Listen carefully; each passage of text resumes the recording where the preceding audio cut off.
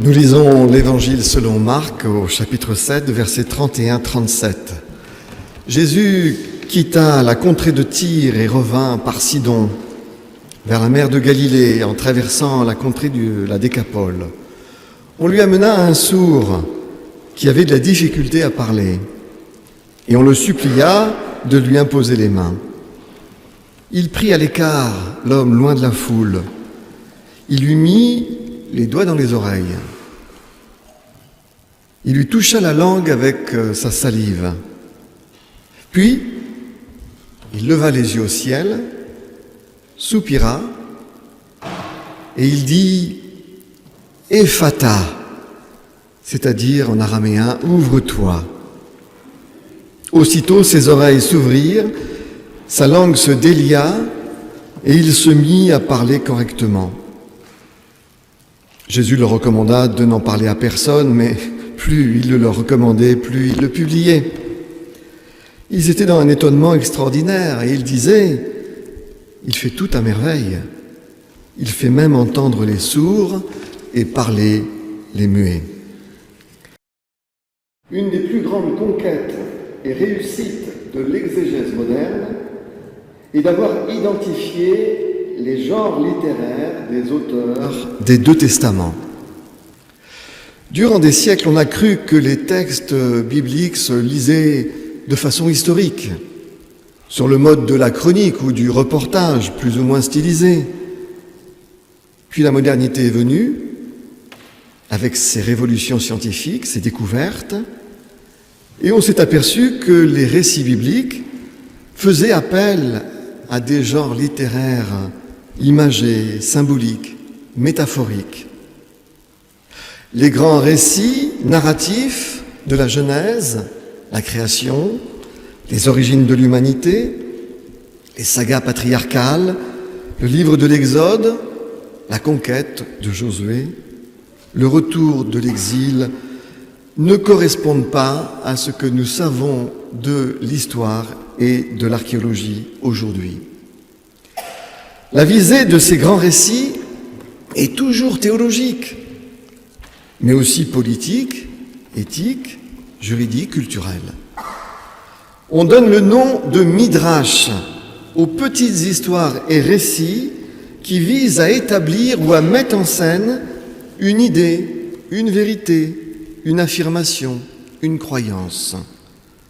Le midrash est un genre littéraire à part entière dans le judaïsme. Il recourt habituellement aux figures, aux métaphores, aux symboles, mais son cadre est toujours, généralement, narratif.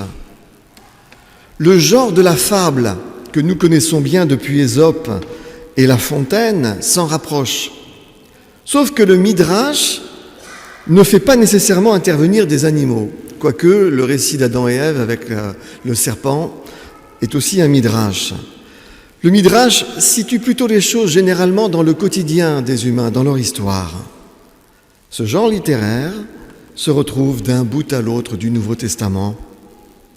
Les premiers chrétiens étaient des Juifs et ils étaient imprégnés par les modes langagiers du judaïsme. Même si, hormis Matthieu, les évangélistes étaient tous des goïs, ils baignaient dans le judéo-christianisme, où ils avaient été catéchisés et où ils avaient intégré la façon d'écrire, la façon de s'exprimer et donc la façon de penser à la manière des auteurs du Premier Testament, mais aussi de la littérature intertestamentaire.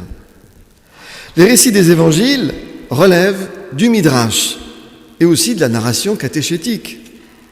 Durant des siècles, on a lu ces récits avec des lunettes déformantes, historicisantes, car en se dépotant du terreau juif pour se replanter dans la terre gréco-romaine et puis celle des barbares, le mouvement de Jésus est devenu peu à peu le christianisme et il a perdu les usages littéraires et langagiers du monde juif où il est né. Aujourd'hui, l'exégèse moderne a retrouvé ses usages langagiers et cette saveur littéraire, imagée, catéchétique. Pour vous en dévoiler la portée, et les fonctionnements, je vous propose d'inaugurer une nouvelle série de prédications qui portera sur les récits de guérison des évangiles. Nous verrons que ces récits de guérison sont des midrash, non des reportages historiques. Ils tendent à illustrer ce que l'Évangile produit en celui ou celle qui le reçoit.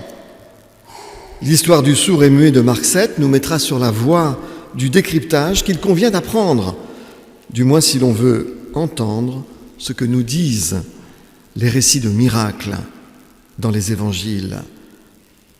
Et vous verrez qu'il nous parle de maladies spirituelles qui sont illustrées avec les pathologies physiques que nous connaissons.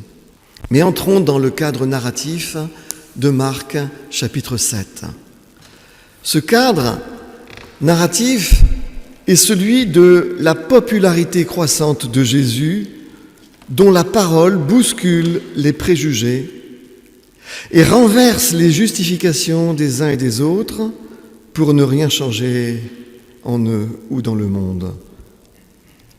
Le récit de l'homme sourd qu'on amène auprès de Jésus met en scène et illustre comment l'accueil de l'Évangile, la bonne nouvelle de Jésus, guérit de la surdité spirituelle. L'homme qu'on amène à Jésus vit avec le handicap de la surdité physique.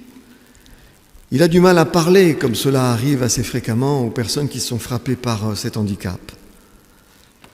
Il voit le monde, les choses, mais il ne connaît pas les sons du monde, des choses, des gens. Il n'a jamais entendu la douce mélodie du vent, ni celle des ruisseaux qui courent dans les montagnes ou dans les forêts. Il ne connaît pas le tumulte des vagues en colère, ni le fracas des éclairs qui s'ébattent dans le ciel. Le chant des oiseaux lui est dissimulé. Il n'a jamais été ému en écoutant le chant d'un enfant. Il n'a aucune idée de l'émoi que provoque la beauté d'une voix féminine, cristalline, ou des tons graves du timbre masculin. Il n'a jamais entendu chanter sa mère, son père, son fils ou sa fille. Il voit le monde, les choses, les gens, mais il ne connaît pas les sons. La musique qui engendre et stimule, accompagne le dialogue intérieur, lui reste étrangère. Il a des oreilles, mais il n'entend pas. Or, au sens figuré, entendre, c'est aussi comprendre, saisir. Cet homme du récit devient le symbole de l'humain en général lorsqu'il ne comprend pas ou lorsqu'il comprend peu les choses spirituelles, les choses de Dieu. Jésus prit l'homme à part, loin de la foule, comme pour indiquer que l'accueil de l'Évangile est chose intime, personnelle. Puis le Jésus du récit accomplit 3 actions successives qu'il faut décrypter sur le plan métaphorique.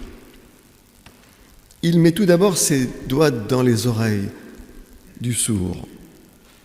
Il lui touche ensuite la langue avec un peu de salive. Il lève les yeux au ciel, il soupire et il dit « Ephata », ce qui veut dire en araméen « ouvre-toi ». Le premier geste restaure l'ouïe. Le second geste restaure la parole. Avec ces 2 gestes, l'homme est déjà guéri de la surdité et du dysfonctionnement du langage. Pourquoi est-ce que le Jésus du récit ajoute la levée au ciel, la levée des yeux au ciel, le soupir profond et cette parole araméenne « Ephata », ouvre-toi. Ce 3e geste, cette série dans le 3e geste, indique au lecteur que la surdité qui est visée dans le récit n'est pas la surdité physique, mais la surdité spirituelle. C'est ce que veut signaler les yeux levés au ciel, et puis le soupir profond qui renvoie au psalmiste, comme par exemple au psaume 42, Comme une biche soupire après les courants d'eau, mon âme soupire après toi, ô Dieu. L'auteur de Marc illustre ici le fait que l'entendement, la compréhension des choses, la compréhension du monde, de la finalité de l'existence, passe par une ouverture spirituelle. Et donc par une guérison de notre surdité spirituelle qui nous est si naturelle.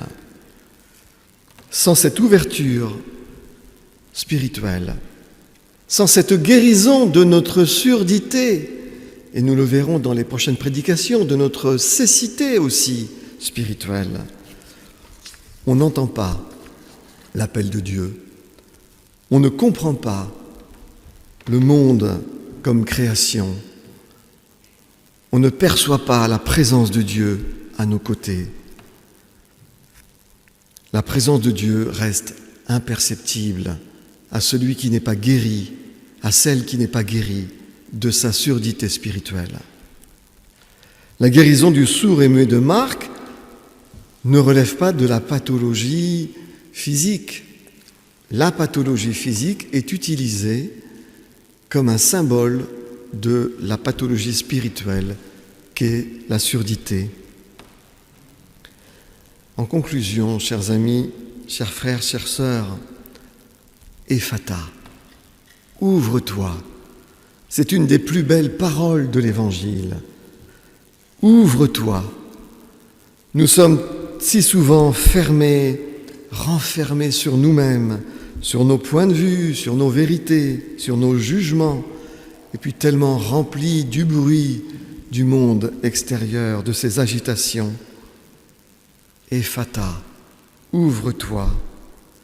Nous sommes si souvent sourds aux appels de Dieu, dans le malentendement, à force de laisser de côté les réalités spirituelles du monde, des choses et des personnes.